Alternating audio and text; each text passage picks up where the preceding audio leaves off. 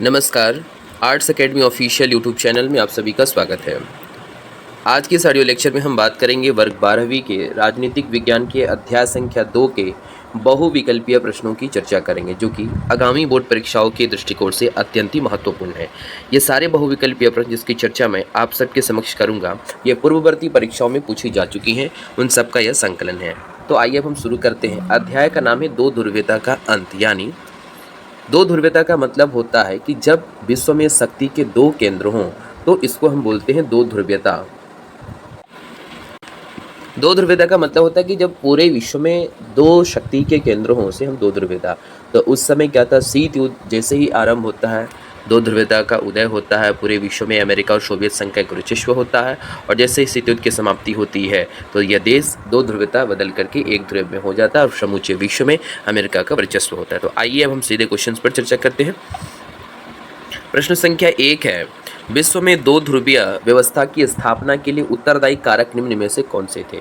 दो ध्रुवीयता के कारण क्या थे? दो ध्रुवीयता बाइपोलरिटी, मतलब अभी आपको हम बता ही दिए कि शक्ति के दो केंद्र। तो ये शीत युद्ध भाई इसका कारण था। शीत युद्ध होता क्या है तो पहले चैप्टर में हमने पढ़ लिया है, आप जाकर के प्लेलिस्ट में शीत युद्ध के बारे में देख सकते हैं। भूतपूर्व सोवियत संघ का विघटन कब हुआ? जो सोवियत संघ है, जिसका वर्तमान में रशिया देश के नाम से जानते हैं, उसका विघटन कब होता है? शीत युद्ध की समाप्ति के पश्चात सन 1991 में। तीसरा प्रश्न है कि मार्शल योजना का संबंध निम्न में से किस देश से है? तो मार्शल योजना जो है इसका संबंध आपका संयुक्त राज्य अमेरिका से है। वहाँ के विदेश मंत्री जॉन मार्शल के नाम पर इस योजना का पड़ा। ये 5 जून 1947 को योजना पारित हुआ था। इसका मतलब कि यूरोप के उन देशों को आर्थिक मुहैया प्रदान करना जिसको वो गरीब थे, उनको आर्थिक मुहैया प्रदान करना था। और इस व्यवस्था को, अमेरिका की इस व्यवस्था को सोवियत संघ ने साम्राज्यवाद की नीति बताया था। चौथा क्वेश्चन है, वार्षा संधि औपचारिक रूप से कब समाप्त हुई? जो वार्षा संधि थी वो औपचारिक रूप से 1 जुलाई 1991 को खत्म हो गई। आपको पता है कि वार्षा संधि किस लिए बनाई थी? सोवियत संघ ने बनाई थी नाटो के मुकाबला को, जो नाटो था उसके विस्तार को रोकने के लिए, और अपनी विचारधारा को, जो साम्यवादी समाजवादी विचारधारा थी, उसको विस्तारित करने के लिए इस संस्था का गठन किया था। समाजवादी सोवियत संघ का अस्तित्व में आया था तो सन 1917 में समाजवादी सोवियत संघ अस्तित्व में आया। बोल्शेविक क्रांति के बाद आप सब 9th की रशिया क्रांति पढ़ चुके हैं 9th क्लास में। छठवां क्वेश्चन है, मिखाइल गोर्बाचेव ने भूतपूर्व सोवियत संघ के राष्ट्रपति पद से कब त्याग पत्र दिए? 25 अगस्त 1991, 25 जून 1990 या फिर 25 दिसंबर 1991 को इन्होंने त्याग पत्र दिए। दूसरी दुनिया के देश निम्न में से किसे कहा गया? तो दूसरी दुनिया के देश में किसे कहा? गरीब देशों को कहा, कि गुलाम देशों को, फिर नए स्वतंत्र देशों को, या फिर डी हमारा होगा सही, सोवियत संघ एवं सोवियत संघ में के देशों को कहा गया दूसरी दुनिया के देश। पहली दुनिया के देश उनको कहा गया जो अमेरिका के साथ थे। 7वां नंबर क्वेश्चन है कि मिखाइल गोर्बाचेव साम्यवादी दल के महासचिव कब बने? मिखाइल गोर्बाचेव बने सन 1985 में। मिखाइल गोर्बाचेव भूतपूर्व सोवियत संघ के राष्ट्रपति कब बनाए गए? तो ये बनाए गए, राष्ट्रपति कब बनाए गए? तो 21 फरवरी 1988 को ये बनाए गए वहाँ के सोवियत संघ के राष्ट्रपति। अगला क्वेश्चन, पेरेस्ट्रोइका एवं ग्लासनोस्ट की नीति का संबंध किस सोवियत राष्ट्रपति से है? तो मिखाइल गोर्बाचेव से है। मिखाइल गोर्बाचेव ने ही पेरेस्ट्रोइका एवं ग्लासनोस्ट, पेरेस्ट्रोइका मतलब होता है पुनर्संरचना और ग्लासनोस्ट का मतलब खुलेपन। जब सोवियत संघ की अर्थव्यवस्था चरमरा गई तो उसके जो राष्ट्रपति थे जो उनको ये फैसला लेना पड़ा। 10वां क्या है, पूर्वी और पश्चिमी जर्मनी के बीच बर्लिन की दीवार कब खड़ी की गई? तो इस बर्लिन की दीवार का खड़ा कब किया गया? सन 1961 ईस्वी में। हमारा बी आंसर सही है। अगला आता है, पूर्वी और पश्चिमी जर्मनी का एकीकरण कब किया गया? उसका जो यूनिफिकेशन कब किया? तो इसका एकीकरण होता है सन 1990 में होता है। सोवियत संघ के विघटन के बाद स्वतंत्र राष्ट्र के राष्ट्रकुलों में कितने पूर्व गणराज्य शामिल थे? तो 12 का होगा हमारा आंसर, 12 होगा, ठीक है ना। रूसी संघ के नए संविधान के अंतर्गत हुए सन 1992 के चुनाव में राष्ट्रपति कौन बना? जब रूसी जो संघ बना, ये नए संविधान जब बना, उसके अंतर्गत सबसे पहले राष्ट्रपति कौन चुने गए? तो हमारा आंसर हो जाता है बोरिस येल्त्सिन। सोवियत संघ के विघटन के परिणाम निम्न में से क्या हुआ? तो सोवियत संघ का जो विघटन का जो परिणाम है, शीत युद्ध का अंत हुआ, कि जर्मनी का एकीकरण हुआ, संयुक्त राज्य अमेरिका का एक महाशक्ति के रूप में उभरना। तो ये सारी चीज़ें हुई हैं, ठीक है ना। अगला आता है, सोवियत संघ के किस गणराज्य ने सर्वप्रथम स्वतंत्रता की घोषणा की? सोवियत संघ में जो 15 देशों का जो गुट था उसमें सबसे पहले किस देश ने स्वतंत्रता के लिए हुंकार भरी? तो इसमें हमारा आंसर होता है 15 नंबर का, लुथियानिया ने सबसे पहले स्वतंत्रता के लिए आवाज़ उठाई। 16 नंबर क्वेश्चन है, सोवियत संघ द्वारा पूर्वी देशों से बनाया गया संगठन कौन सा था? पूर्वी देशों से कौन सा संगठन बनाया? वार्शा पैक्ट नामक संगठन बनाया था। सोवियत राष्ट्रपति गोर्बाचेव के तख्तापलट में महत्वपूर्ण भूमिका निम्न में से किसने निभाई? तो बोरिस एल्त्सिन जो थे उन्होंने अपनी महत्वपूर्ण भूमिका को निभाई थी। जिस तरह से हमारा आंसर 17 होता है।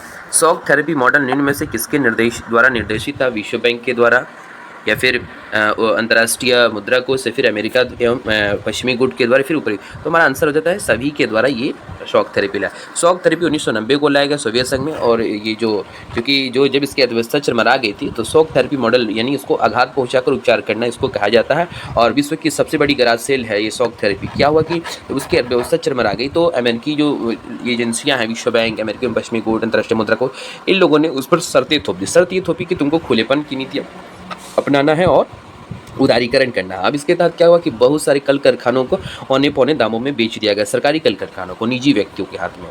तो यही था shock therapy. Shock therapy model किन देशों के लिए अपनाई गई? तो ये हमारा आंसर होता है एशियाई देशों के लिए, पश्चिमी देशों के लिए, या फिर पूर्वी सोवियत खेमे देशों के लिए, या फिर उपर्युक्त सभी। तो हमारा 19 का आंसर हो जाता है, ये हमारा सी नंबर होता है। अगला क्वेश्चन है कि सोवियत संघ जो 15 राज्यों का एक संघ था का विघटन कब हुआ? तो इसका विघटन होता है सन 1991 में। भारत और सोवियत संघ के बीच मित्रता संधि किस वर्ष हुई? भारत और सोवियत संघ के बीच मित्रता संधि सन 1971 में हुई थी। सोवियत संघ रूस द्वारा शॉक थेरेपी कब अपनाई गई? तो सोवियत संघ के जो शॉक थेरेपी मॉडल है उसको 1990 में बनाई गई थी। इतिहास की सबसे बड़ी गराज सेल के नाम से किसे जाना जाता है? तो शॉक थेरेपी, क्योंकि यहाँ पर ये जो सोवियत संघ जब शॉक थेरेपी मॉडल जब अपनाया उसके बाद से सारे जितने भी सरकारी कल कारखाने थे सबको औने पौने दाम में बेच दिया गया निजी हाथों में, इसी को कहा गया है। तो आंसर ए हमारा शॉक थेरेपी सही होगा। 23 नंबर, भारत सोवियत संघ का नवीनीकरण कब हुआ? तो भारत सोवियत संघ का जो नवीनीकरण होता है हमारा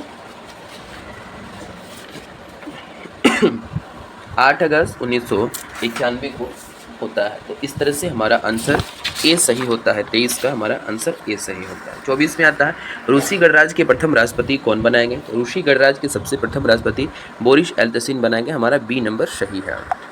रूस के वर्तमान राष्ट्रपति कौन है? चूँकि देखिए विद्यार्थियों, इस प्रश्न को बहुत ही महत्वपूर्ण है, जो इसको याद रखिएगा, चूँकि करंट अफेयर्स से भी क्वेश्चन 1-2 डाल देते हैं उस देश से संबंधित।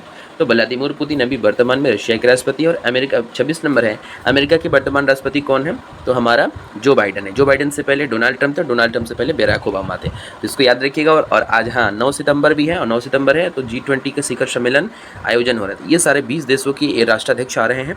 इसमें जो बाइडन भी आज आए हुए हैं भारत में, और भारत मंडपम में इसकी बैठक हो रही है G20 शिखर सम्मेलन की। इस तरह से आप याद रखिएगा, जो बाइडन वर्तमान में अमेरिकी राष्ट्रपति हैं और व्लादिमीर पुतिन रशिया के। 27 नंबर क्वेश्चन है कि शीत युद्ध के अंत का सबसे बड़ा प्रतीक क्या था? नाटो का गठन, वार्शा पैक्ट का गठन, कि बोरिस एल्त्सिन का रूस का राष्ट्रपति बनना, या फिर बर्लिन की दीवार का गिरना? तो हमारा आंसर डी होता है, बर्लिन की दीवार का गिरना।